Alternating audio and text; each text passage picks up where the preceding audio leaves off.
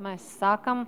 Labdien visiem! Es saprotu, ka šī ir zāle, kas atbalsta latviešu valodu un ir uzticīgi 3 jautājumiem. Ekonomikai, nēsošai digitalizācija veselības nozarē un pacientam pirmajā vietā. Visi 3 pareizi nosauktie, visi pareizā vietā, ja? Labi, tad es iepazīstināšu ar saviem panelistiem. Maija Āboliņa, valsts kontrole un ļoti racionāls atbalsts ikdienas procesos. Ieva Bikava, es nezinu, kā labāk pasaka. Es teiktu, ka veselības nozares advokāts dažādās jomās, gan ar promocijas darbu, gan ar ikdienas padomu. Ilze Straume. Ilze redz visu to, ko mēs darām pareizi un nepareizi, pārstāvot slimību profilakses un kontrolas centru. Un Normunds Staņevičs šobrīd pārstāv Rīgas Austrum Kliniskās universitātes slimnīcu un ir valdes priekšsēdētājs ieņemam vietas. Un aicinu jūs uz ļoti interesantu sarunu. Redz, mums ir jānoktulko, jo tomēr uz ekrāna ir angļu valodā. Kādi būtu nākamie soļi, lai mēs virzītos tālāk veselības ekonomikā Latvijā? Un tas ir tāds jēdziens, ko mēs šobrīd dzirdam ļoti bieži. Pacienta centrēta, vērtībā balstīta, līdzekļu taupoša, vienlaikus uz precīzijas medicīnu ejoša. Un šoreiz sāksim hierarhiskā secībā ar akadēmisko viedokli vispirms. Un, Ieva, man tev lūgums, kā tu skaties no savas pieredzes, kas tad ir veselības ekonomika un kā tā izskatās Latvijā? Tas ir ļoti interesants jautājums, jo runājot par ekonomiku, arī vakardien piedalījos vienā konferencē kā klausītājs, un bieži vien sabiedrībā trūkst izpratnes starp atšķirībām starp ekonomiku klasisko, ja tirgus ekonomiku, kur galvenie noteicošie faktori ir pieprasījums, piedāvājums un iespējams labākā cena un tam līdzīgi rādītāji, un veselības ekonomiku, kurā ir citas šīs te pamatvērtības, kur galvenokārt ir runa par taisnīgumu, pieejamību, vienlīdzību un efektivitāti. Un, manuprāt, kad tās ir lietas, par ko Latvijā mēs brīžiem nerunājam pietiekami, tieši par šo te pieejamību, efektivitāti, taisnīgumu. Un, protams, runājot par to, kas ir ekonomikas pamatprincips, tā ir meklēt labāko veidu, kā sadalīt starp sabiedrību ierobežotus resursus. Mēs tur esam, un tas mums ir jādara ikdienā, un mēs redzam, ka ne tikai veselība cīnās par savu vietu zem saules, bet arī veselībā katra atsevišķā nozare cīnās par savu vietu zem saules, katrs reizēm noteikta diagnoze cīnās par šo te papildus finansējumu. Un tad tas lielākais izaicinājums ir patiešām atrast tos efektīvākos veidus, kā mums domāt par veselību. Un tas, kas man vakardien savā ziņā aizskāra šajā te konferencē, kad iepriekšējā par šo te veselības finansējumu, kad Latvijā, diemžēl, šobrīd tā politika vairāk ir orientēta uz ārstēt lēti un ātri no tā, ko redz slimnīcas ar to iespējamo krīzes finansējumu, kas viņam ir. Un tas, ko mums vajadzētu mainīt uz ilgspējīgi un efektīvi. Un te mēs runājam par tādiem terminiem kā integrēta veselības aprūpe, kā pacienta labbūtība, kā uz iznākumu orientēta. Un visbiežāk šīs diskusijas beidzās ar secinājumu, ka mums nav dati, mums nav rādītāji, mēs nevaram to izvērīt, mēs nevaram analizēt, mēs nezinām, kur esam, bet patiesībā dati mums ir diezgan daudz, gan Nacionālām veselības dienestam, gan SPKC, gan citām iestādēm, gan arī, kā šodien vairākās diskusijās parādījās, arī profesors Andrejs Ērglis minēja, ka viņam dažādos projektos ir dažādi dati. Tāpat tās arvien vairāk tiek runāts par kvalitātes rādītājiem, kvalitātes kritērijiem un tādām lietām, kā man liekas, es esmu aizpildējis kaut kur ļoti tālu, bet man gribētos vairāk runāt par to, kā mēs varam veidot šo te varbūt vērtībā balstīt veselības aprūpes neredzu kā tuvākās 5-gadas plānu, bet vismaz kvalitātes kritērijos bāzētu apmaksu modeli un virzīties uz ilgspējīgu veselības aprūpi no šodienas ugunsgrēku nepārtrauktas dzēšanas. Paldies. Es skatos uz kolēģi no SPKC un es zinu, ka tā ir tāda mūsu statistikas datu krātuve. kad mēs skatāmies uz pieejamo informāciju, ko šobrīd SPKC redz no savas lomas un kas varbūt liekas no iestādes viedokļa, šeit noteikti vajadzētu kaut ko vairāk, vajadzētu pamainīt, jo dati liecina, ka. Jā, paldies. Es ceru, ka man var dzirdēt.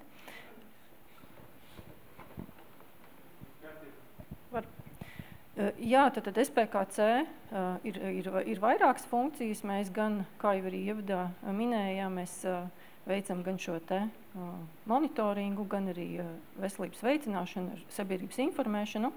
Un, protams, ka šis mūsu darbs ir balstīts šīs informācijas analīzē, un es pilnīgi piekrītu, ka dažreiz mēs tiešām varbūt vairāk nodarbojamies ar šo te ugunsgrēka dzēšanu, jo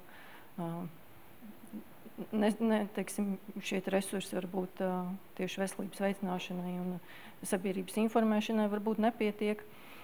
Bet, ja mēs runājam par šo te precīzijas jautājumu, tad arī sabiedrības veselībā, arī SPKC, teiksim, tajā, ko mēs daram, mēs arī šo te jautājumu saskatām, un šis jautājums varbūt ir jauns, bet arī es domāju, ka tā ir nākotne mūsu ikdienā.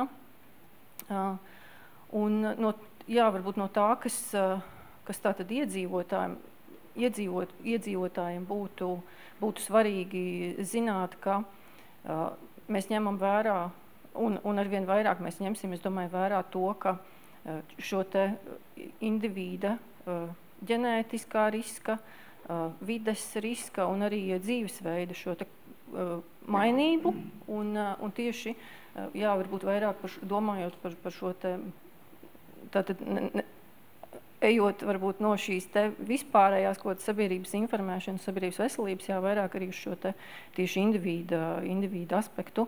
Un šeit varbūt, es gribētu pieminēt, ka ir jau šobrīd arī vairāki varbūt tādi cilvēkam pakalpojumi, slimību profilakses, diagnostikas, varbūt šie te, kas ir gan kardioloģisko slimību riska noteikšana, izmantojot šo skoru metodi pie ģimenes ārsta, arī vēža skrīningā, jo tiek domāts par šo te individuālo risku, skatoties šo te cilvēku papilomas vīrusu varbūt noteikšanu. Tā kā es domāju, ka par to būs jādomā vairāk, un arī tieši arī informējot sabiedrību vairāk par šo te aicinot un attīstot veselību pratību, katra cilvēka arī izpratni par savu veselību un šo te veselības pratību, jo, varbūt, ja līdz šim mēs vairāk domājam par tādu plašāku sabiedrības informēšanu, tad ejot uz šo te precīziju, tad, protams, ka ir jāattīst arī katra cilvēka šī te izjūta un atbildība par veselību. Paldies, mums ir tāda īpaša nedēļa Latvijā, jo viesojās gan OECD eksperti, kas vērtē publisko sektoru un tā inovācijas. Mums veselības nozarē ir onkoloģijas eksperti ārvalstu, kas brauc un paskatās, cik tālu mēs esam atkal tikuši. Līdz ar to, kad precīzijas formā mums ir iedalīta 1 stunda, es aicināšu mūs fokusēties uz precīzību, bet caur onkoloģijas prizmu, ņemot vērā, ka visam nesen mums arī bija onkoloģijas audits. Bet jautājums SPKC kolēģiem, tā kā man ir mikrofons, es varu uzdot provokatīvus jautājumus, ko es nevaru uzdot ikdienā caur vēstulēm. Jautājums ir tāds, kas pietrūka, lai mūs sadzirdētu labāk, lai atsauktos uz skrīningu, lai redzētu, ka onkoloģija ir ārstējama un daļā gadiem kļūst par hronisku slimību. Kas pietrūkst? Es domāju, ka protams, ka ir kaut kāda sabiedrības daļa, kas ir, bet es negribētu manuprāt, tomēr mēs ejam uz kaut kādu atsaucību lielāku, un to mēs arī redzam, tiklīdz mēs veltam šos te resursus arī sabiedrības informēšanai un īstenojam šos te pasākumus, pieaug šī te atsaucība, bet, protams, ka viņi varbūt nepieaug tik strauji, kā mēs gribētu. Un tāpēc, es domāju, ka vairāk ir noteikti šeit nevar atslābt, ir jāvelta šī te uzmanība un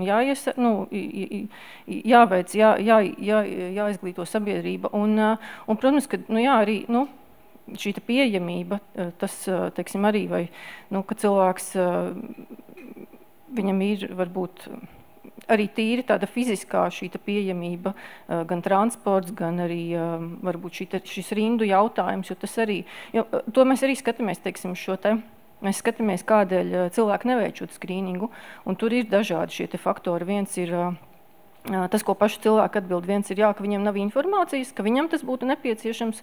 Otrs ir tas, ka viņš uzskata, ka viņš ir vesels. Varbūt varbūt ir tā problēma, kas varbūt ir, ka cilvēks neapzinās tieši šo risku. Varbūt viņam nav, un tas arī ir šīs veselībpratības jautājums, ka viņš neizprot tos savus riskus. Un tur varbūt ir šis precīzijas tieši jautājums, kad varbūt viņam neviens nav skaidrojis to, un tāpēc viņš arī nesaprot, kādēļ viņam būtu jāveic šis skrīnings. Ja viņš uzskata, ka viņš ir vesels, viņam nekas nesāp, un līdz ar to viņam tas nav jādara. Un tad, protams, ir arī šie citi jautājumi. Ir bailes, ir varbūt, un viss pārējais, kas ir šī fiziskā nespēja, tas, kā cilvēks to uztver, ka viņš nespēja, ka viņam ir jāgaida pārāk ilgi būt rindā. Protams, ka tās ir, mēs varam teikt, ka tās ir atrunas, bet tie ir tie iemesli, kādēļ cilvēki, teiksim, neveic šo skrīningu. Bet es domāju, ka tas viss ir, protams, kad, laika jautājums un enerģijas jautājums, ko mēs tur ieguldam. Man ir jautājums zālē. Iedomājieties 2 scenārijus.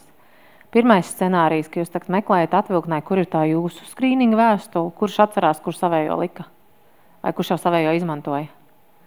Un tad otrs scenārijs, jūs esat pasākumā, pasākums beidzas, un jums piedāvā aiziet uz telpu numur 1, viens skrīninga veids, otrs, trešā, 4. Kura opcija liekas mūsdienīgāk? Varat neatbildēt, jo es zinu, ka nav jau vienas atbildes, bet, manuprāt, kad valsts kontrolas audits kā reiz mums lika paskatīties no šādas perspektīvas, kad jūs kaut ko sūtat, kurš izlasa, kad jūs kaut kad jautājat, kurš saprot. Maija, zinu, ka digitalizācijā mājasdarbs milzīgs un esam mincinājušies ne tikai ar dažiem būvniecības darbiem, bet arī ar digitalizāciju. Bet kopumā skatoties uz nesen paveikto onkoloģijas auditu un domājot par pacientu, un es domāju, ka arī tiešām ticot, ka gribam dot pacientam labāko, kāds ir skatījums, ko nozara varētu darīt atšķirīgi, lai sasniegtu labākus rezultātus, jo iestrādes ir? Jā, es saprotu, ka var dzirdēt. Es mazliet solīt atpakaļ gribēju atgriezties pie tā, kas ir veselības ekonomika. Un es gribētu teikt, ka nav tādu dažādu ekonomiku. Ekonomika ir viena, un ekonomikas pamatā ir vesels un strādājošs cilvēks. Un tad, kad mēs runājam par pacientu organizēta sistēmas, pacientu vērsta aprūpe, mums ir daudz dažādu lozungu, kuriem mēs it kā pat reizēm vairs nesaprotam, ko tas īsti nozīmē. Bet mūsu tām rūpēm ir jābūt vērstām uz to no ekonomikas viedokļa, lai tas cilvēks varētu strādāt, jo, ja viņš to nedara, mēs zaudējam ne tikai šo cilvēku, mēs viņam maksājam darbnespējas lapas, tas ietekmē psiholoģiski visu ģimeni, mums ir ļoti liels problēmas ar ārstēšanās izdevumu sekšanu no privātajiem līdzekļiem, un pasarg Dievs tādā tēmā kā onkoloģija, kurai tam var būt letāls sekas, līdz ar to tās problēmas ekonomiski multiplicējās, un tad mēs valsts kontrolē dažādās jomās mēģinam modelēt, cik tad mums maksā viens tas zaudētais cilvēks. Un mēs ar tādu radošu pieeju varam tur aizskaitīties ļoti tālu. Tā ir tā ekonomika, bet tas, kas ir raksturīgi veselības politikas veidotājiem un īstenotājiem, ir milzīga dilemma, jo veselība, un tīpaši tādās jomās kā onkoloģija, tas ir dzīvības jautājums. Bet resursi valstī vienmēr būs ierobežoti. Un tādēļ tas jautājums ir, katram tā sava veselība vai slimība individuālā līmenī ir vissvarīgāka, bet valsts līmenī ir jādomā par to, kā ierobežot resursu apstākļos panākt pēc iespējas veselāku sabiedrības kopumu. Un dilēma ir par to, kas ir minimums, kas ir tas veselības aprūpes minimums, kas pienāks katram pacientam. Tas, par ko liecina šis ziņojums onkoloģijas jomā, un primāri mēs skatījāmies un izvēlējāmies kompensējumos medikamentus, ka mums šī prioritāšu noteikšanas kārtība nekur nav caurredzami argumentēta. Un tas ir jebkurā jomā, kur mēs runājam par cilvēktiesību līmeni, tas ir numur 1 valsts pārvaldes uzdevums noargumentēt, kādēļ mēs pieņemam šādus lēmumus un kādēļ tie sabiedrībai ir izdevīgākie lēmumi. Tā ka šis ir milzīgi liels mājas darbs, un šodien arī klausoties par precīzijas medicīnu, ka mēs gribam individuāli šo visu darīt, nevis grupu līmenī, tādā brīdī tā argumentācija kļūs vēl tikai sarežģītāka.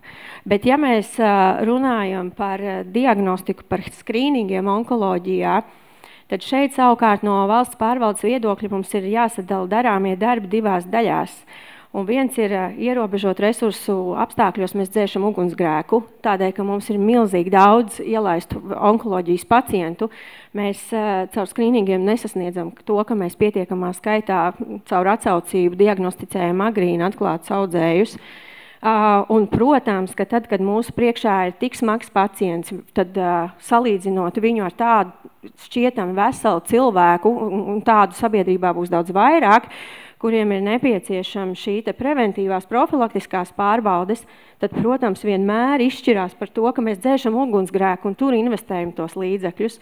Un tas, protams, mums ir jāturpina darīt mūsu situācijā, jo tie pacienti ir šodien šeit un tagad, bet no ilgtermiņa viedokļa, no ekonomikas viedokļa raugoties, ir jāmaina šī sabiedrības domāšana par to, ka mums aizvien vairāk investīcijas ir jāveic šajā profilaktiskajā sadaļā, kur pirmšķietami tā slimības lieta nav tik sāpīga.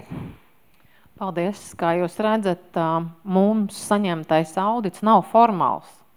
Tas akcentē ļoti daudz praktiskus jautājumus un ļoti sāpīgus jautājumus un aizstāja tādas fundamentālas lietas. Un te es gribu mest tiltu uz otru paneļa galu un gribu uzdot jautājumu 2 daļās. Normunda, starptautiska vide, prestiža vide, privāts sektors, labs biznes. Nu, kas pamudināja pieslēgties šim sektoram, par kur tu tikko dzirdēji? Un tad otrs jautājums, kā tev iet slimnīcā ar realitāti, kur tu dienā redzi gan ārstus, kas izdeg, saucot pēc palīdzības pie katra konkrētā pacienta, gan cīnoties ar birokrātiju, kas nereti traucē lietas. Līdz ar to, kas pirmo soli spērt un tad par ikdienu un kā tu redzi, kā mēs virzamies tālāk? Šī man ir 158. diena veselības aprūpē, bet kurš gan skaita? Ienākot šajā sistēmā un vadot lielāko Latvijas slimnīcu ar 5000 kolēģiem, es patiesi pirms tam esmu strādājis daudzās nozarēs, vairāk kā 30 valstīs un redzējis daudz visādas briesmīgas sistēmas, IT un vispārēji. Bet tas, ko es ieraudzīju šeit, ir šausmīgākais, ko es esmu jebkur redzējis. Jo runājot par onkoloģiju un ko es redzu ikdienā, ir tas, ka mūsu ārsti ir spiesti strādāt ar 7 paralēlām sistēmām, ievadot datus, plus vēl ir pacienta kartiņas, kas ir jāpilda ar roku, pēc tam viņas tiek glabāts pagrabā zem kanalizācijas trubām, kas pārplīst, noplūst visas tās pacienta kartiņas, informācija pazūd, un pa lielam pa tiem pašiem onkoloģiskiem pacientiem nekāda informācija nav pieejama. Es, kā slimnīca, patiešām esmu diezgan tālu no precīzijas medicīnas tādā izpratnē, kā es domāju, kā es gribētu būt. Un patiesībā man laikam šobrīd uztrauc 2 lietas. Pirmkārt, tā ir infrastruktūra, kur sastāv no 2 daļām.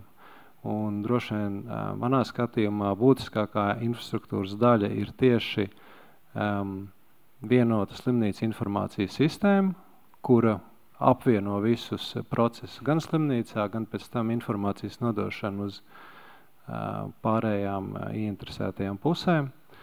Otrs ir neapšaubāmi, mēs nevaram veikt šī gadsimta medicīnu pagājušajā gadsimta ēkās. Tātad skaidrs, ka mums ir jāuzbūvē šīs slimnīcas fiziski un jārestaurē. Otrs ir cilvēki un cilvēku noslodze par viņu izdegšanu, un šeit ir atkal 2 lietas. Es teiktu, ka mēs nedrīkstam aizmirst par atalgojumu līmeni, sevišķi es runāju šeit par māsām, pēc tam es runāju par visu atbalsta personālu, kas strādā tā skaitā administrācijā, un neapšaubām mēs nedrīkstam aizmirst arī ārstniecības personālu. Bet iespējams, ka daudzos gadījumos, un pat svarīgāk par šo atalgojumu, ar ko es saskaros, ir ļoti nefunkcionējošs un impotents Latvijas slimnīcu tīkls. Jo universitātes slimnīcas ar savām uzņemšanas nodaļām maksā par visām kļūdām, kas notiek Latvijā primārajā aprūpē un reģionālajās slimnīcās. Un tas ārkārtīgi noslogo uzņemšanas nodaļas. Piemēram, runājot par Austrumu slimnīcu, katru dienu uzņemšanas nodaļā iestājās 2250 pacienti, un tikai 40% no viņiem paliek stacionārā. Tātad teorētiski mēs varam teikt, ka 60% no visiem šiem pacientiem viņus varēja ārstēt tuvāk mājām, vai tas būtu bijis ģimenes ārsts, kas viņu varēja apskatīt, vai tā būtu bijusi kāda zemāka līmeņa reģionālā slimnīca. Kāpēc viņi tur neiet? Droši vien ir vairāk iemeslu. Viens tur netiek iekšā, otrkārt varbūt viņi nav pārliecināti par to kvalitāti, ko viņi tur saņems, jo savukārt mēs, kā nozara, neesam nodefinējuši tos kvalitātes standartus, tos metodiskos centrus, ko mēs sagaidām. Bet atgriežoties pie onkoloģijas un pie precīzijas medicīnas, es domāju, ka kopumā tas lepnums, ko es jūtu par mūsu ārstniecību, viņš ir milzīgs, jo mēs patiešām esam izdarījuši ļoti daudz ar tiem ierobežotiem resursiem, kas mums ir pieejami. Un laikam tas būtiskākais, ja ir viena lieta, ko es gribu pateikt par mūsu ārstniecību Latvijā, ir milzīgs paldies par viņu ieguldījumu, tai skaitā onkoloģijā, ko viņi ir izdarījuši. Un laikam tas ir arī tas, kas man visvairāk iedvesmo šajā nozarē strādāt, jo patiešām tas daudzums ar, laikam latviešu valodā cita vārda nav, ar idiotismu, ko es saskaros katru dienu, viņš ir neticams. Tagad ir divas iespējas, vai uzdot jautājumus visiem, vai teikt, ka sesija ir beigusies, jo ir interneta pārāvums, bet es tomēr gribētu paskatīties uz visu uz citu perspektīvu. Maija teica, veselības nozarē ir tik daudz un visi jautājumi ir sāpīgi.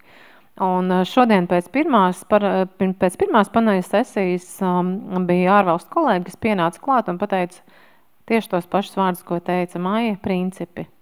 Pēc kādiem principiem, kur un ko jūs darat. Jo tad, kad tu to pasaki, tu nekad nezini, kas nāks ar tevi kopā sadarbībā, kas var palīdzēt vienu lietu izdarīt, kas nākamo. Jo šobrīd mēs ne tikai dzēšam krīzi, bet nereti skrienam arī pakaļ tam, kas ir moderns. Māja aprūpe, visi skatāmies, vai nevaram no tā izspiest vairāk naudas no NVD.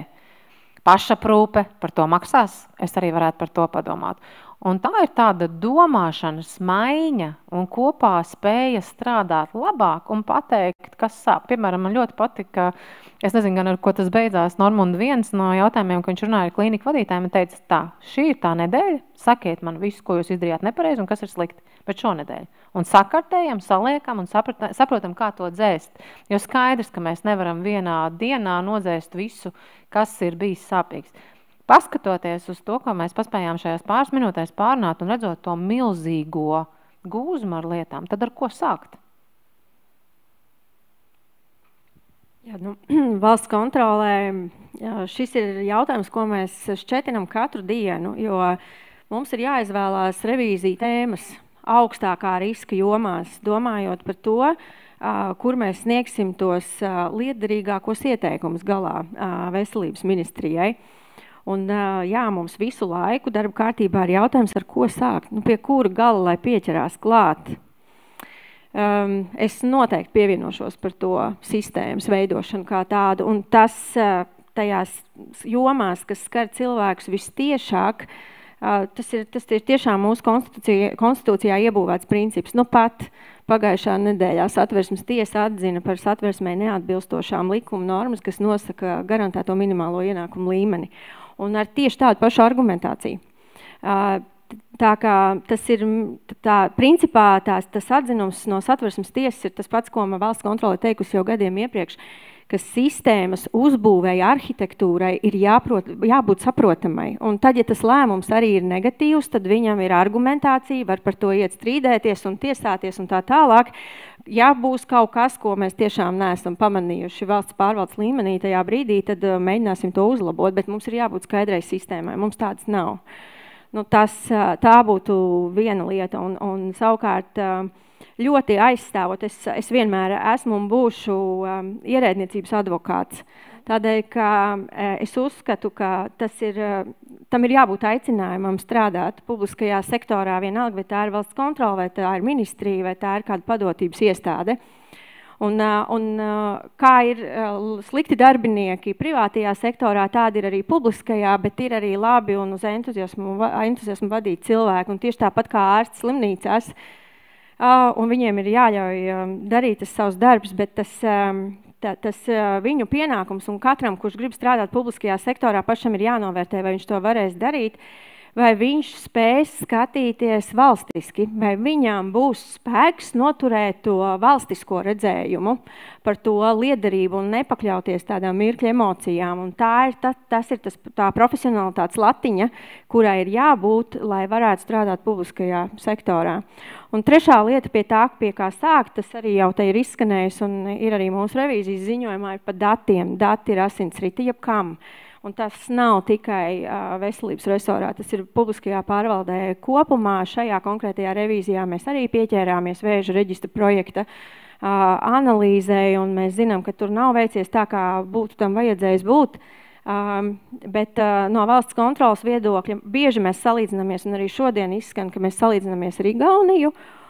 Un šeit es gribu teikt, ka nedrīkst skatīties fragmentāri, viena reģistra, vienas datubāzes līmenī, nedrīkst skatīties arī viena resora līmenī. Mums ir jau aiz muguras viens neveiksmīgs veselības projekts, un ir jāskatās e-pārvaldes līmenī. Un uzreiz ir jābūt tam valstiskajam redzējumam par to, kā mēs redzam digitalizāciju kopumā, un šajā kopējā ietverā mēs varam veidot katru nākamo sistēmu, jo, protams, ka visu mēs uzreiz nevarēsim uzbūvēt. Ieva? Jā, manuprāt, viena no būtiskām lietām ir sistēmiskas domāšanas trūkums bieži vien, vai mēs to saucam par integrētu skatījumu, sistēmisku skatījumu. Jo kaut vai atgriežoties pie tā jautājuma par skrīningu atsaucību, mēs tagad koncentrēsimies un dabūsim, ka tā atsaucība ir nevis 20%, bet 80%, un kas tālāk? Vai mums ir kapacitāte nodrošināt tālākos izmeklējumus, radiologi un pārējais? Tāpēc, manuprāt, tas ir līdzīgi, kā arī Normunds minēja par to, ka tas jau nav jaunums, tas ir jau ļoti sen, kad slimnīcu uzņemšanas nodares tieši tāpatās kā neatliekamās medicīniskās palīdzības dienests iznes to, kas pietrūks citā sektorā. Tāpēc, manuprāt, protams, te ir tas jautājums, vai mēs dzēšam ugunsgrēku vai nezinu, cērtām pa vienai galvai un viņas ataug vietā, bet man liekas, ka tā ir viena lieta. Patiešām, ka ja mēs pieķeramies skrīningam, tad, protams, mēs varam runāt, vai tā ir vēstule, vai tā ir telpa, vai tas ir personisks uzaicinājums, vai tā ir saruna ģimenes ārstu. Bet tātad mums ir jāsaprot, kas notiks tālāk un kāds ir tas pacienta ceļš un tā kapacitāte šobrīd. Otra lieta, domājot par tiem pašiem datiem, man bija ļoti patīkama pieredze strādājot vēža reģistrā, neskatoties uz to, ka tur negāja tik ātri un tā tālāk, un bija ļoti smagi sākotnēji visas šīs sarunas gan ar valsts sektoru, gan ar ārstiem, kuri bija pietiekami daudz vīlušies, ne tikai ārsti, teiksim, tā ārstniecības personas, jo tur bija arī laboratorija darbinieki, patologi, onkologi, ķīmijterapeiti un tā tālāk. Bet tas, kad beigās mēs sākām runāt par to, kāpēc mums vajag tos datus, kādiem mērķiem, kur mēs izmantosim. Un lielākais gandarījums man bija brīdī, ka tad, kad mēs šo vēža pacienta karti papildinājām ar molekulāriem un citu ģenētiskiem izmeklējumiem, kurus man daudzi teica, ka vajag gan patologi teica, ka vajag gan klīnicisti teica, ka vajag gan arī farmācija, kur labāk nepieminēt sarunās, jo farmācijā nezinu, kāpēc vienmēr ir šī melnā nokrāsa, bet tā tad vajadzība. Un tad vienā brīdī parādījās MK noteikumiem redakcija, kur šie molekulārie tika izņemti ārā. nerunāsim, kāda bija motivācija, kāpēc, bet kas bija tie, kas iestājās un man teica un rakstīja NVD liekam atpakaļ un vajag, tas bija slimību profilaks un kontrols centrs, lai gan viņiem populācijas reģistrā tas nav vajadzīgs. Un tanī brīdī es sapratu, ka patiešām nozara ir vienota. Un otri, kas uz to uzstāja, bija tas pats Nacionālā veselības dienesta nodaļa, kas nodarbojās ar kompensējumiem medikamentiem, kuri arī teica, mums vajag tos marķierus, mums vajag tos ģenētiskās mutācijas zināt, jo mēs apmaksājam medikamentus pie tāda vai tāda nosacījuma. Un tanī brīdī, kad es sapratu, gan SPKC, gan NVD, gan klīnicisti domā vienādi, un mēs zinām, kāpēc mēs liekam šo lauku, nevis vienkārši tā kā šobrīd ir e-veselībā, ka tur atver un tur ir daudz tukši lauki. Tanī brīdī es sajūtos labi, un man bija gandarījums par to, ko es daru, jo es sapratu, ka visas iesaistītās puses saprot priekš, kam vajag šos datus, pat, ja viņas ir jāvada manuāli, un tā kā šobrīd izskatās pēc Normunda aprakstītās pieredzes, ejot noplūdušā pagrabā, meklējot pacienta karti, bet ja visi ir gatavi to darīt, nu tas ir milzīgs gandarījums. Un te, man liekas, ir tā sistēmiskā domāšana, kad mēs uz vienas kartes saliekam gan visus, kas ir iesaistīti pacienta ceļā integrētā aprūpē, gan arī domājot par datiem, saliekam uz kartes visus punktus, kur dati rodās, kurš viņus izmanto, pārizmanto un tā tālāk. Jo, man liekas, ka reizēm patiešām ar to ugunsgrēku dzēšanu un atsevišķām programmām, atsevišķām iniciatīvām ir labāk darīt kaut ko, nekā nedarīt nedarīt neko, bet vai mēs sasniedzam to kopējo rezultātu un virzamies uz to ilgtspēju un efektivitāti? Es gribu visus nomierināt, tie dokumenti ir drošībā, viņi vairs nav zem tām tekošām trubām, jo es redzēju tos ratiņus, kā pārved, un tas bija tas stāsts, kad man Normands saka, no ar kādu digitalizāciju tu nodarbojies, kur tad tu šito liec? Un klausoties tajā, ko jūs sakat, man ir vēl viens jautājums jums, redzot šo perspektīvu tādu, kā jūs redzat, man ir ļoti daudz talantīgi jaunu daktaru. Un viņiem ir viena atšķirība no manis, un varbūt arī no jums, ka ja viņi izvēlēsies šodien iekāpt lidmašīnā un aizbraukt citu valstu, viņus tur sagaidīs ne tikai ar atlastām rokām, dzīvokli, bērndārs un citām lietām. Un tad ir jautājums, ko uzdod viņi man, kad jūs beidzot sakārtosiet to bardaku, kad es beidzot varēšu strādāt normāli un operēt, nevis mēģināt izvilkt datus un vēl saprast, kurš lieto kādu programmatūru un kas tas ir pa pleķi, vai tas ir kaut kas onkoloģisks, vai vienkārši nav nolasījušies dati.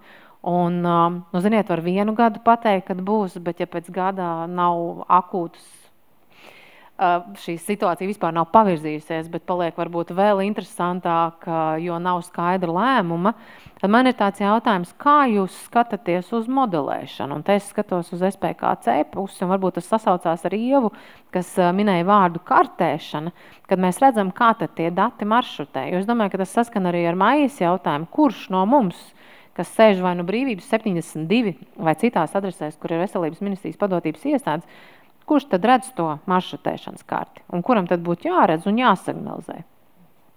Jā, kā jau minēja, tad šis jaunais vēža reģistrs, jā, tur būs jaunas iespējas gan par šo te citoģenētisko, gan citām. Bet es domāju, jā, tur jāsaprot arī tas, ka tur būs ir tātad vismaz šie dati jāievada, un tad mēs viņus varam izmantot. Tā kā tur vēl droši vien paies laiks, kamēr tie dati tiks ievadīti, un pēc tam mēs droši vien varam runāt par to izmantošanu jau tādā plašākā un specifiskākā varbūt aspektā. Un protams, kad arī, teiksim, tas atbalsts arī no IT puses un tā attīstība. Bet tad modelēšanai mēs esam gatavi? Es domāju, sakartēt, kas mums katram... Es to tabulu esmu redzējusi ar nozares datu sistēmām un laukiem un pamatīgs fails. Bet... Varbūt viena replika domājot par modelēšanu. Nevelti ir šis datu zinātnē teiciens garbage in, garbage out. Un līdz ar to, ja mēs tagad modelēsim kaut vai domājot par onkoloģiju, kaut kādu saslimstības iespējamās lietas no tiem datiem, kas ir savadīti, jau šobrīd apzinoties, ka tur ir gan datu kvalitātes problēmas, gan nepilnības, gan nobīdes, tad ir jautājums, ko mēs dabūsim un cik precīzi būs šī prognoze. Tā kā paspēlēties ar modelēšanu mēs noteikti varam, Un gan jau, kad ir arī iestādes, kas to dara un kaut kā modelē šo pašu pieprasījumu, un kaut vai domājot par kaut kādiem valsts apmaksāto pakalpojumu izmaiņām, un arī tad, kad tiek runāts, vismaz tad, kad es ikdienā runāju ar NVD, šiem te cilvēkiem no medikamentu nodaļas, viņi saka, jā, mums ir uzskaita tiem, ko mēs gribam likt kompensējumu medikamentu sarakstā, mēs zinām orientējoši, cik tādi pacienti būs. Viņi gan neatklāja šos datu avotus un reizēm parunājot privāti izrādās, kad atbilstoši tam, ko profesors viens vai profesors otrs ir teicis, bet, principā tāda kaut kādā veidā modelēšana ir un to var darīt, bet šeit, protams, ir jautājums par to datu kvalitāti, pilnīgumu un laicīgumu. Bet nedaudz varbūt man arī nepatīk šī nenormālā negācija, ka mums viss ir papīrā un uz ratiņiem un nekas nav digitalizēts. Jo es zinu vismaz vienu lielo Latvijas slimnīcu, kurā ir veikta digitalizācija un ir notikusi atteikšanās no papīra kartiņām. Tāpatās es arī gan vakar, gan šodien cilvēkiem uzmācos ar jautājumu, kurus es zinu, kas pārstāv ārstniecības iestādi, vai tiešām jums arī ir tik slikti. Un ir vairākas iestādes, kuras man ir apliecinājušas, ka stacionāra galā viņi joprojām izmanto papīra kartes, bet ambulatoro sektoru viņiem ir izdevies atteikties no papīra kartēm. Tāpēc, manuprāt, uzlikt visam tādu vāku un pateikt, ka mums ir viss slikti un tikai pagrabā vai arhīvā vai papīrā, tik traki arī jau nav. Bet jautājums ir par to, kā mums panākt, lai nevis tikai viena slimnīca lielā Latvijas būtu digitalizēta, bet patiešām arī citur būtu šie dati un arī strādātu šīs datu apmaiņas. Bet tas ir izaicinājums, pie kā es saprotu, Normund šobrīd ir ļoti aktīvi ķēries un meklē risinājumus, bet, manuprāt, jā, ja mēs gribam modelēt, tad mums ir vajadzīgi kvalitatīvi dati. Pretējā gadījumā mēs uzmodelēsim kaut ko, kas jau atbilstoši šiem ievaddatiem būs nepatiesi. Es gribēju izcelt vienu frāzi, kas izskanēja. Datu avots kāds teica, bet lēmums kompensējumu zāļu gadījumā, tīpaši onkoloģijā, par to ir, šitam pacientam būs ārstēties un šim nē. Un, jā, šis vienkārši parāda situāciju, kurā mēs esam. Normund, mēs varam teoretizēt šeit, bet tu ikdienā saskaries ar ārstiem. Un jāsaka, šobrīd situācija ir normalizējusies, jo mēs vismaz zinām, ka varēsim nobeigt ārstniecības procesu, nedomājot tik ļoti par finansējumu, kā tas bija pat līdz 1. septembrim. Kolēģiem droši vien, kad varēs uzņemt tādu mākslas filmu, ko darīja Veselības ministrija ar padotības iestādēm, lai noturētu un pierādīt Finanšu ministrijai, ka nevar sasaukt ārkārtas, vai nevar izsludināt ārkārtas situāciju tikai tāpēc, ka trūks nauda, kur mēs jau janvārī zinājām, ka naudas trūks. Un tur man tiešām ir jāsaka milzīgs paldies kolēģiem par ieguldījumu un nepadošanos, jo gāja cīņā ļoti smagi. Bet iznākot ārā otrā dienā, tas jau nepadara dzīvi vieglāku, jo atkal sākās nākamā cīņa, un tas, ko teica Maija, īstenībā par cilvēku resursiem nozarē, tā jau arī bija tas pirmais e-veselības fiasko. Cilvēki nomainījās, viens teica, otrs domāja, un kaudz no lietām palika ideja līmenī. Tad kā veidot to par sistēmu? Un pats galvenais, ko tu atbildi tiem ārstiem, kas tev saka, kad es zinu, ka ir tomēr risinājums, daram kaut ko? Ko tu atbildi? Es laikam sākšu ar to, ka es esmu dzimis 1977. gadā un pārstāvu tādu normālu latviešu pusmūžu vīrieti. Un latviešu pusmūžu vīrietis iet pie ārsta tikai tad, ka viņš jau nevar vairāk paiet. Un patiesībā tas ir sākums lielai daļai visu to problēmu, jo skrīnings, sevišķi onkoloģijā, var novērst lielāko daļu no tā. Latvijā večiem prostats vēzis ir mirstībā visaugstākais Eiropā. Tas ir neticami. Un tāpēc latviešu pusmūžu vīrietis pie ārsta profilaktiski neiet. Un šeit ir tas, kad ir ne tikai mums jārunā es atvainojos, bet profesors teica, ka digitus latviešu valodā nozīmē pirksts. Tas ir par to digitalizāciju runājot, ja? Un mēs nevaram runāt par digitalizāciju, jo beigās mūsu prioritāte ir pacients. Vesels pacients, vesels, kā Māja saka, iedzīvotājs, tas, kas mums spēj ģenerēt ekonomiku šeit pietiekami ļoti mazā valstī. Tāpēc katrs no viņiem ir svarīgs, un šeit šī informēšana sasaisti un sabiedrības iesaisti, iespējams, kad pirms mēs skrienam dzēst tos ugunskurus, lai nesanāk tā, ka mēs vienkārši metam vairāk pagalst tie ugunskurē iekšā. Pie tās otras tēmas, kas ir pie ārstniecības, pirmkārt, tie ārsti ir jānotur Latvijā, jo patiešām dēļ, ja mēs pat pieņemsim, kad daudzos gadījumos atalgojuma līmenis daudziem ārstiem šobrīd jau ir kļuvis salīdzināms ar vairākām Eiropas valstīm, tad darba apjoms, darba slodze un darba apstākļi ir nesalīdzinām sliktāki. Tas ietver arī kopējo sistēmu un māsas un personāla atbalstu. Kopumā OECD iesaka 3 māsas uz 1 ārstu, Latvijā ir 1 māsa uz 1 ārstu. Māsas ir ļoti kritiskas šajā pašā digitalizācijas procesā, jo viņas palīdz ārstam šo informāciju apstrādāt un ievadīt. Un plus tur ir šis atbalsta personāls. Tā mana atbilde ārstam, uz kurien mēs ar šo virzamies, ir tas, ka es esmu šeit, lai ieviestu vienotu slimnīcas informācijas sistēmu. Mēs šobrīd ar to nodarbojamies, un pats galvenais, es tikai to koordinēju, bet patiesībā izvēlēsies un pēc tam pateiks, kā tam ir jāizskatās paša ārstniecība. Bet tas nebūs kaut kas tamborēts šeit Latvijā pagrabā, bet mēs ņemsim aprobētas sistēmas no pasaules, kas ir strādājuši citās slimnīcās, kuras ir pierādījušas, ka viņš ir spējuši strādāt, un pēc tam mēs viņus adaptēsim Latvijā. Un tas ir arī tas, kas lielā mērā dod šo komfortu ārstiem un ticību, kad pēc 3, pēc 4 gadiem tas ir iespējams, un mēs patiešām varēsim Latvijā redzēt strādājošas aprobētas sistēmas, kuras atbilst modernām prasībām, un tad mēs varam runāt arī par mākslīgiem intelektiem un par ko vēl neko, kā viņas pēc tam uzlabos darbu. Šobrīd mēs patiešām mums ir jāsaprot un pirmkārt jāiesaist ārstniecību šajā, nevis, teiksim, mums pašiem no ārstniecības jāpasaka, kas viņiem būs labāks. Un pēc tam jau šī sistēma, kur ir strādājusi citās pasaules valstīs, citās slimnīcās, jāievieš un jāpalaiž Latvijas variantā. Runājot par Normunda iesaisti skrīningā un ka mēs mēģinām saprast, kur vien ir kaut kāda iespēja. Gaidiet, būs zibaksija.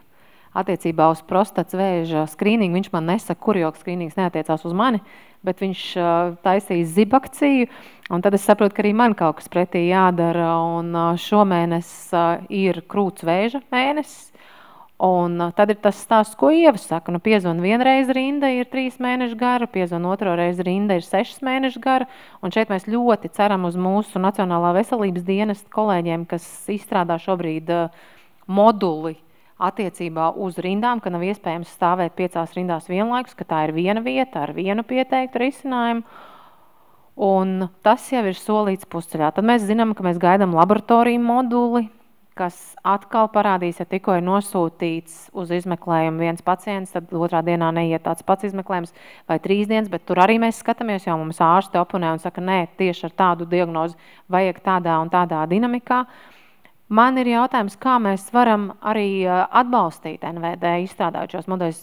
Tiem no jums, kas mūsu saīsinājums, tātad Nacionālais veselības dienests šobrīd veselības nozarē pilda 2 funkcijas. Ir norēķinu institūcija par valsts sniegtajiem pakalpojumiem ārstniecības iestādēm, un otrs pilda šo digitālā vai e-veselības portfeļa turētāji, izstrādā jaunos moduļus, uztur vecos un mēģina to kaut kā visu savietot. Un šobrīd ir pieņems lēmums, ka principā veidos datu glabātu visu veselības datu un prasīs gan no privātā, gan no publiskā sektora datus savietot un padot, nevis servēt visu pats, jo tas ir visā pasaulē pierādījies, ka tad ir fiasko un tikai jautājums, kurā brīdī.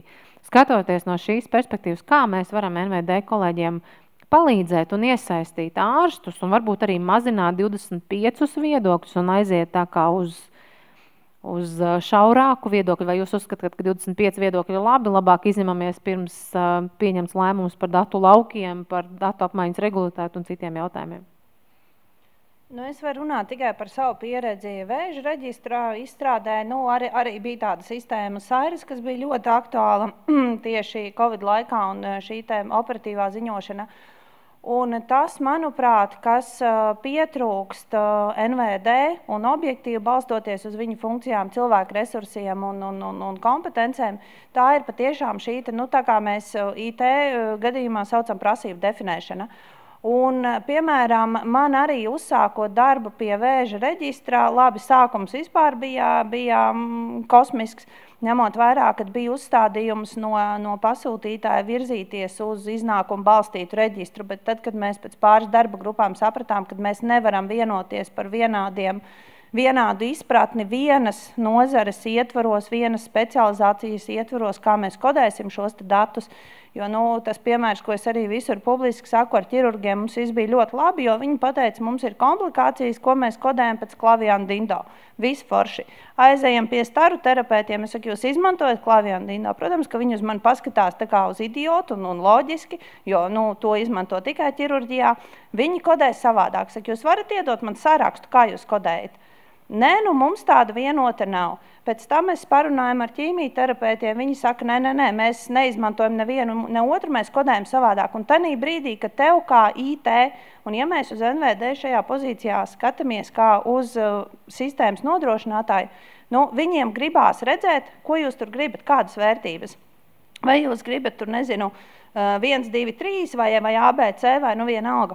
Un tā ir tā visbiežāk, arī tas, ko mēs ļoti ilgi sadarbojoties ar SPKC un paldies visiem iesaistītajiem un arī asociācijām, kas mums atsaucās un sniedza šos viedokļus, un pēc tam mēs vienalga tos klasifikātors labojām un papildinājām, un ik pa laikam papildinam atbilstoši nozares vajadzībām, bet man liekas, ka tā ir tā kompetence, kas ļoti pietrūkst, jo mēs gribam radīt ērtu sistēmu, mēs gribam radīt sistēmu, kurā mēs varam ievadīt tā datus, kā mums vajag, bet problēma ir tā, ka neviens ierēdnis mēs varam pieņemt labāko igauņu ekspertu algot un NVD vai labāko Somijas ekspertu veselības ministrijā.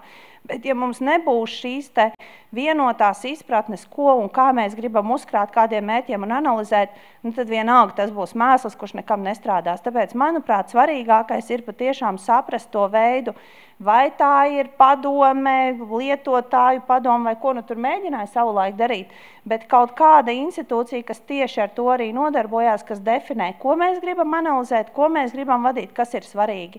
Un ir jāsaprot vēl viena lieta, kad katrai iestādēji būs savas intereses, jo, piemēram, SPKC kā populācijas reģistram vajag vienus datus, NVD kompensējumiem medikamentiem vajag drusciņi citus datus, un savukārt klīnicistiem vajag visvairāk un visprecīzākos datus, kurus reizēm varbūt pat nevajag ne NVD, ne SPKC. Un runājot arī par klīniskajiem datiem, arī tos var dalīt. Tātad, ja mums ir šis pacients, ko mēs vedam no vienas slimnīcas uz otru, mums vajag operatīvos datus, kas varbūt vispār nav ar reģistru saistīti.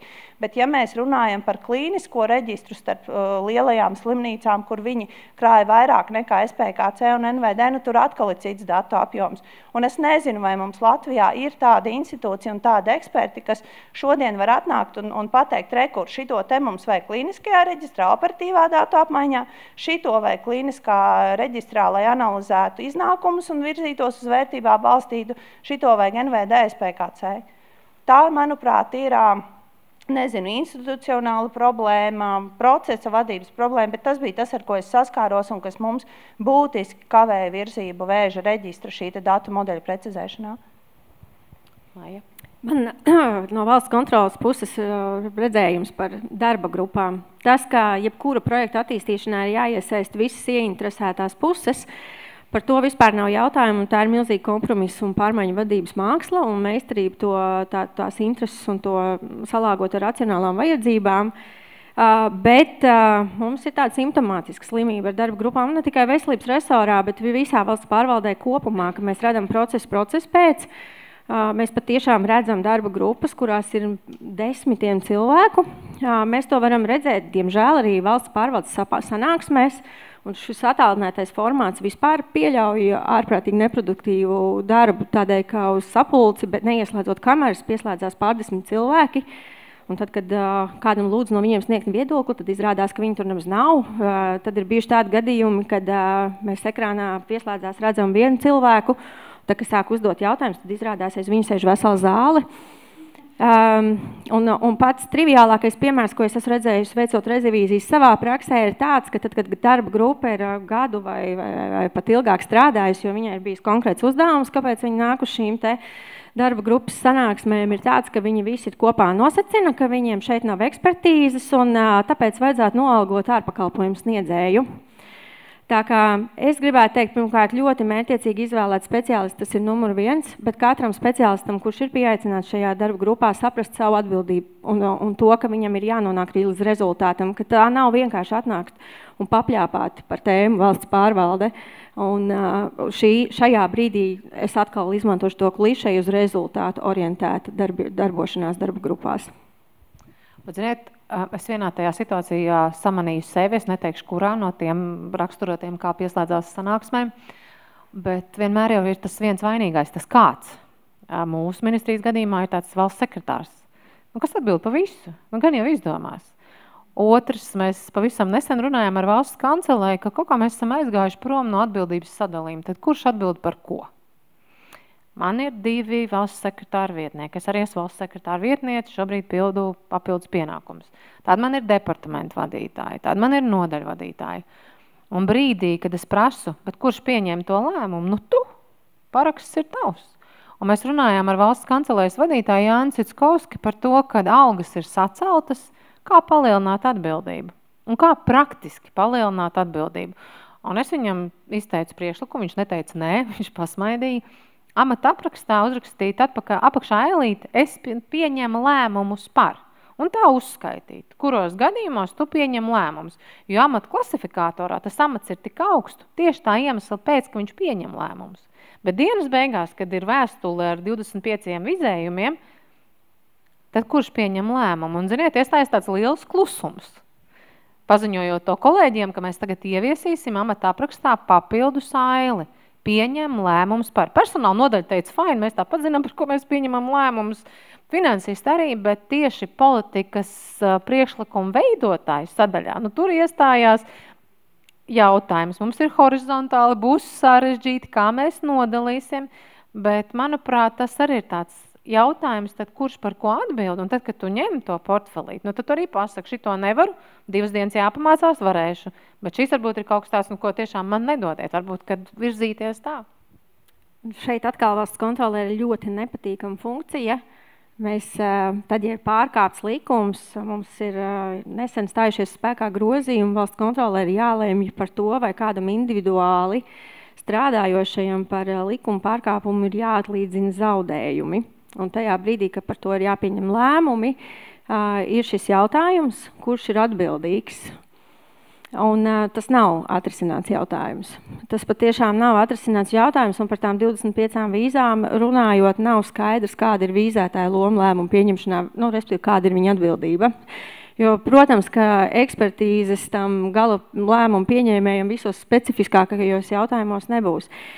Bet kopumā, kā trenēt atbildību, es no savas personīgās pieredzes, kā arī pieņemot vienu otru lēmumu, es tā kā apzinos, ka es pieņemu lēmumu, ka man par viņu pašai būs jāstāv, un mans princips ir tāds, ka man ir jāgūst pārliecība pirms lēmumu pieņemšanas, ka es izprotu argumentāciju un ka viņa ir pietiekama. Un, jā, nu, tā to nozīmē lēmumu pieņemšanu, spēt novērtēt argumentācijas pamatotību, profesionalitāti un pietiekamību. Un, ja es to nebūšu izdarījis, tad iestājas mana atbildība, jo pat tiešām vadītājs iestādē atbild par visu kopumā. Un mums ir bijuši arī valsts kontrole, tagad ir veikusi revīziju attiecībā uz atbildības vērtēšanām un uz dažādām administratīvām un disciplināru sodīšanām, vairāk statistiskā līmenī. Bet nu, tā problēma patiešām tāda ir, ka nedrīkst būt tā, ka politikas veidotāju ministriju līmenī augstākās vadošās personas, kas uzliek parakstu tikai tāpēc, ka ir 25 vīzas, nejūt personīgu atbildību par to, kā lēmums ir izrādījies aplams. Šī laikam būs pirmā reize, kad es kategoriski iebildīšu valsts sekretāras teiktiem, jo ja no manas pieredzes šiem cilvēkiem, kas man darbojās darba grupā, uzliktu šādu punktu, es paliktu viena. Jo tātad pirmkārt es nezinu, vai veselības ministrijā ir tāds eksperts, kurš pārzina visas onkoloģijas jomas, visas saistītās specialitātes un varēs nodefinēt šo datu modeli. Savukārt sarunās ar ārstiem, visāda veida ārstiem, patologiem, onkologiem, ķimijterapeitiem un tā tālāk, ja viņiem vēl būs jāparakstās, kad viņi uzņemās atbildību, tad tajā darba grupā sēdēšu es un 2 NVD projekta cilvēki. Tāpēc, manuprāt, šeit ir jāsaprot tīri, ja mēs patiešām virzamies uz rezultātu, jo tas, ko es sapratu, arī sākot šīs darba grupas, kad arī šie ārsti baidās kļūdīties. Jo, piemēram, arī iesūtot mums šo, mēs kaut kāds nav pat svarīgi, tur kaut kādai slimībai klasifikators. Un es saku, bet ko jūs šobrīd lietojat? Un viņi nav gatavi pat publiski pateikt, viņi ir gatavi man uz e-pastu atsūtīt publikācijas, un pēc tam es aizsūtu atpakaļ, mums izveidojās laba sadarbība, un tad viens vai otrs šis speciālists man atsūta, viņi saka, zinies, papētīju, pēc jaunākajām vadlīnijām vajadzētu lietot šādas vērtības. Saku, nav problēma, mēs saskaņosim ar SPKC, nomainīsim klasifikātoru. Protams, ja te ir runa par kompensējumiem medikamentiem, par lēmumiem, aiz kā stāv liela nauda un cilvēku dzīvības, protams, bet ja mēs šīs darba grupas par datu modeļu definēšanu noformalizēsim šādi, tad es baidos, ka mēs pie rezultātu nenonāksim. Tāpēc, manuprāt, šeit ir jābūt ļoti uzmanīgam ar šo te atbildības piekāršanu pie tam, ja ierēdnim maksā par lēmumu pieņemšanu, tad vismaz no tā, kas bija visi, kas iesaistījās darba grupā strādājot pie vēža reģistra, nevienam viņam par to nemaksāja. Tas viss bija brīvprātīgs darbs, kur šie speciālisti veltīja savu laiku, savu brīvo laiku, lai nāktu piedalītos, savā ziņā izglītotu mani par šiem jautājumiem, un mēs kopā virzītos uz to, tā kā ņemot vērā, ka tas ir cilvēkiem, kas ir pārslogoti pamatnozarē, neapmaksāts darbs, tad uzlikt vēl viņam atbildību, tad es nezinu, kas atnāk. Mēs dzirdam, bet dienas beigās vadītājs atbild, un vadītājiem pirmdien vajadzēja zināt, ka jurists nespēs sagatavot līgumu. Un pirmdien vajadzēja meklēt palīdzību, un to palīdzību var meklēt dažādi. Bet ja līdz piekdienai man darbinieks lasa, domā un nepasaka un nesignalizē, tad mēs arī runājam, protams, ka par visas iestādes atbildības. Sapratu, ka mums ir pēdējās 2 minūtes jautājumiem no zāles puses. Kā redzat, tēma nepadara mūs nevienu vienaldzīgu, un ir smagi tādēļ, ka droši vien, ka nav atbildīgākas jomas kā veselības nozare, jo mēs tiešām redzam dzīvības un nāves jautājumu, tā kā katru dienu. Gan no pacientu sūdzībām, gan no ārstu norādēm, gan tiešām no tā, kad esot slimnīcā, kas notiek, un ir milzīga pateicība par to, ka ārsti nekad nav padavušies un atraduši apejas risinājumu. Man liekas, ka nozare ir slavena ar saviem apejas risinājumiem. Kā sniegt pēc iespējas kvalitatīvāk pakalpojumu ārstiem, un tajā brīdī, kad mums atbrauc starptautiski onkoloģijas eksperti, un viņi saka, jūsējais lots, super, top notch ārsti, bet dariet kaut ko ar tām flīzēm. Tas tāda rekomendācija slimnīcas vadītājiem. No zāles mēs varam paņemt 2 jautājumus. Zāle būs nobijusies no mūsu diskusijas, bet es domāju, ka mēs... Varbūt Normunda var pāris labus vārdus par jauno Krūts veselības centru, jo, manuprāt, tas ir patiešām kaut kas, ar ko mēs varam lepoties. Es nezinu, kādas ir flīzes, par laimi man tur nav bijis vēl jābūt. Tas ir labais stāsts, bet to mēs atļausim TV kanāliem stāstīt, jo es saprotu, ka mums būs labas akcijas zālē jautājums. Cik redz no stradiņiem? Jā, Pētra Kriķa Stradiņa slimnīca. Jautājums pilnīgi piezemēts varbūt šobrīd, bet ņemot vērā, ka iet runa par datu bāzēm, pirmkārt mēs tiešām ļoti augstu novērtējam iniciatīvu iet uz šo vienoto sistēmu, bet kontekstā to, ka tik daudz runāts tieši par onkoloģisko datu ievadīšanu, mēs zinām, ka mums arī slimnīcas līgumos no nākamā gada tātad piedāvā līgumu, kurā mums būs jālieto šie e-izraksti. Un šobrīd mēs kā vienkāršie lietotāji saprotam, ka nekādas atbilstības starp to, ko vajag onkoloģijas pacientu izrakstam un to, kas ir iekļuvuši šobrīd e-veselībā, nav. Tā kā es gribēju izmantot šo fórumu, atzīmēt, ka neapšaubām mēs gaidīt varbūt kaut kādu atbalstu un risinājums. Un otrs komentārs tātad par ekspertu darbu, tas varbūt arī nedaudz uzrunā personīgi arī piedaloties darba grupās, jo es domāju, ka patiesībā ir tā, ka, teiksim, tas, kā tiek veidot šīs lielās datu bāzes un kādi iznākumi tiek likti, faktiski varbūt kādreiz ir pat svarīgāk par šo individuālo zāļu kompensāciju, kur tiešām skaidri ir šie likumi. Un šai gadījumā es saprotu, ka tas ir varbūt jādiskutē ir par šo dalību un par maksu.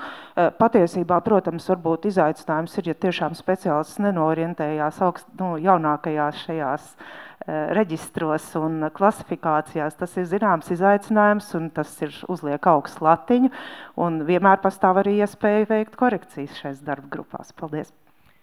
Paldies par jautājumu. Šis ir tipisks piemērs izrakstam, kas der NVD un kas der pacientam norēķinam, kas nesatur vienlaikus informāciju par ārstniecības procesu un par būtisko ārstniecībai. Un tad ir jautājums, 2 iestādes, 1 iestāde, 1 izraksts, 2 izraksti. Jā, un šobrīd ministrijā mēs aktīvi par to diskutējam un ir principā vairāk vai mazāk nosvaramies, ka jāļauj NVD būt norēķinu iestādē, kas ar algoritmiem seko līdz daudzām lietām un datu iestādē ir jābūt nodalītai. Un tie tad ir veselības dati, kas tiešām tā ir institūcija. Līdzīgs piemērs ir gan Igaunijā, gan Somijā, jo tas, ko Maija saka, nevajag pārņemt un kopēt, bet tas, ko mums ir teikuši kolēģi, ja tās 2 lietas ir vienā mājā, tad NVD vienmēr finansējums rūpēs vairāk, un viņi kalkulēs 250 variantos, kā vēl sadalīt, pārdalīt, un tad datiem vienmēr atliks mazāk laika, un līdzinējā pieredze arī to rādījusi. Bet tad ir jābūt ļoti skaidriem nosacījumiem un integrētām sistēmām. Bet es ļoti ceru, ka šis vienotais risinājums starp 3 kliniskās universitātes sistēmām un slimnīcām un primāri starp jums abiem, starp Rakus un Stradiņiem, mums tomēr izdosies. Un es redzu milzīgu atbalstu šoreiz no IT speciālistiem, kas saka, daram beidzot. Mums arī tie gadi nāk tikai klāt un neatnāks citu. Jā, vēl kāds jautājums?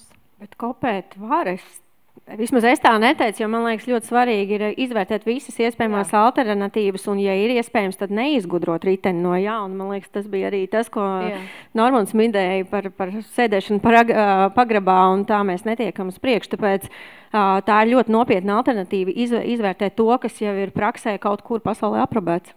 Bet mēs redzējām, tad mums ir vajadzīga Igaunijas likumdošana, Igaunijas principē medikamentiem un ārstniecībai, jo tad sanāk lausa sistēma, jo sistēmas principi ir savādāki. Un tas ir tas smagais jautājums, bet ir labas ziņas, tātad ir ļoti liela slimnīca apņemšanās, un šoreiz es pat teiktu, ka viņi ir no vadības līdz IT un ārstiem, jo visiem tā darba sarežģītība ir milzīga, tā kā es ceru, ka tā iesaist turpināsies, tas pirmais onko posms ir iziets, visi ir sapratuši, ko tas nozīmē, un mēs domājam, kā finansēt to sadaļu, kur ārsts sēž un domā, skatās arī, kā tie dati staigā, jo daļā jau to zinās tikai ārsts, kur kā molekulārā medicīna vispār nav tēma, kur es varētu izteikties, bet mums ir ļoti daudz ārstu, kas var parādīt, kā dati staigā un kur būs vajadzība. Un tad ir atkal jautājums, ko no tā vajadzēs SPKC, vai ko vajadzēs NVD un ko kopumā vajadzēs zinātnei tālāk studijām akadēmiskajā sektorā. Norman, tev noslēdzošais komentārs, jo es redzu, ka mūs to līdzi pateikt milzīgi paldies par diskusiju un aicinās uz nākamo gadu. Tu man atkal jāsaka citāti no viena profesora, kurš citēja vienu Āfrikas teicienu, kurš skan apmēram tā, ja tu gribi skriet ātri, tas skrien viens, ja tu gribi skriet tālu, tas skrien kopā. Un es domāju, ka šeit ir tas pats stāsts arī par ārstniecību, aprūpi, slimnīcām, NVD, kur Kasprāna kungs noteikti žagojās diezgan spēcīgi šobrīd. Un visiem mums kopā, jo mēs tādus ambiciozus mērķus, par kuriem mēs runājam šobrīd, mēs nevarēsim panākt palīdzot viens otram, mēs varēsim panākt strādājot kopā. Un nevis caur darba grupām, bet pēc būtības, jo man šīs darba grupas tracina, viņas vienkārši, tas ir kaut kas, tas ir briesmīgākais, kas mūsu nozarē ir, un viņš ir tas sliktais piemērs, kā strādāt kopā, bet ir tiešām brīnišķīgi piemēri, kā strādāt kopā, tāpēc droši vien, ka tas, ko es gribēju aicināt, un es patiešām esmu pateicīgs gan NVD, gan Veselības ministrijai, gan Stradiņiem, gan Bērnu slimnīcai, par jau ļoti daudz, ko mēs esam izdarījuši strādājot kopā. Un tas, es domāju, ir arī tas ceļš, uz kuriem mums jāiet. Paldies! Visi panelisti ir jūsu rīcībā 5 minūtē ar individuāliem jautājumiem. Milzīgs paldies, jo tad, kad es jūs uzrunāju, es domāju, kāda būs atsaucība, bet atsaucība bija zibenīga, un es domāju, ka tas ir ļoti labi, jo vienmēr ir vajadzīgi dažādi skatu leņķi, un ir vajadzīga tieša runa, ir tas raidījums. Un aizliegtais paņēmiens, pēc gada, lai skatās, kur esam. Paldies milzīgs visiem, un paldies arī, ka klausījāties!